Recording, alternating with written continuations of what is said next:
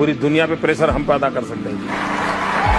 पाकिस्तान हमको मार के चला गया, पाकिस्तान ने हम पर हमला बोल दिया मुंबई में, और हमारे मंत्री जी अमेरिका गए और रोने लगे, ओबामा ओबामा ये हमको मार के चला गया, बचाओ बचाओ। ये कोई तरीका होता है क्या?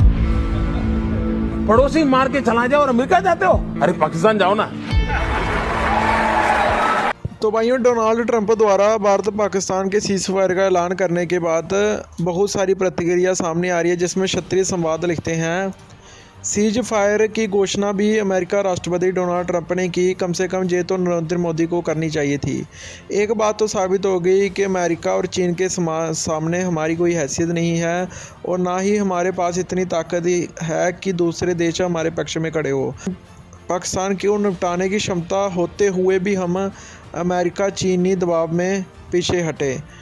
चीन ने पाकिस्तान का साथ दिया, अमेरिका ने IMF से पाकिस्तान को लोन दिलवाया, लगभग बताया जा रहा 8,000 करोड़ का। मध्य भारत के जितने भी समाचार समूह थे, बल्कि पश्चिमी देशों के भी जितने भी समाचार थे, वो सब पाकिस्तान का साथ दे रहे थे, विदेशी समाचार।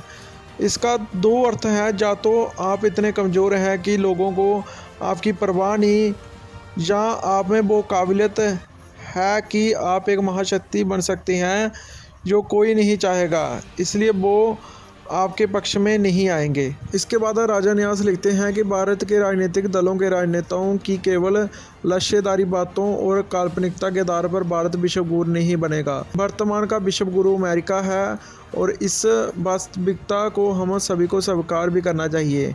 वे शिक्षा, अर्थव्यवस्था और सैन्य क्षेत्र में पूरी तरह आत्मनिर्भर है, और हमारे देश के राजनेता जाति और धर्म के नाम पर देश के लोगों को लड़ाने के मामले में आत्मनिर्भर और विश्व गुरु बन सकते हैं।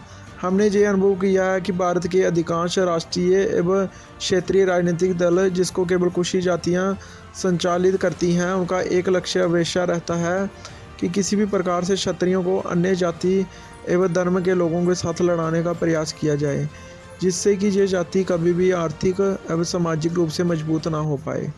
जिस देश में राजनीतिक सत्ता के लिए उस देश की लड़ाकू जाति क्षत्रिय का दमन करने का प्रयास किया जाए, और अन्य वर्ग और धर्मों के लोगों को इतिहास के नाम पर उस लड़ाकू जाति के खिलाफ खड़ा किया जाए, तो भारत विश्व गुरु कैसे बनेगा? राम, कृष्ण, बुद्ध, महावीर के समय में भारत बौद्धिक, आर्थिक एवं सैन्य ताकत से विश्व गुरु था, क्योंकि क्षत्रियों के पूर्वज वर्तमान राजनीतिक दलों और राजनेताओं की तरह लोगों को आपस में लड़ाने का कार्य नहीं करते थे, बल्कि लोगों को प्रेम और सौहार्द के साथ रहने के लिए प्रेरित करते थे। यदि लोकतंत्र में क्षत्रियों को स्वतंत्र राजनीति के माध्यम से देश की सत्ता संभालने का मौका मिला, तो इस देश को बौद्धिक, आर्थिक और सैन्य क्षेत्र में पूर्ण विश्व गुरु बनाने की क्षमता क्षत्रिय समाज रखता है। आप सभी चाहते हैं कि हम क्षत्रिय समाज पर ऐसे ही वीडियो बनाते रहें और क्षत्रिय इतिहास को उजागर करने का काम करते रहें, तो आप सभी जितने भी भाई जुड़े हैं, तो आप सभी हमें फाइनेंशियली भी सपोर्ट कर सकते हैं।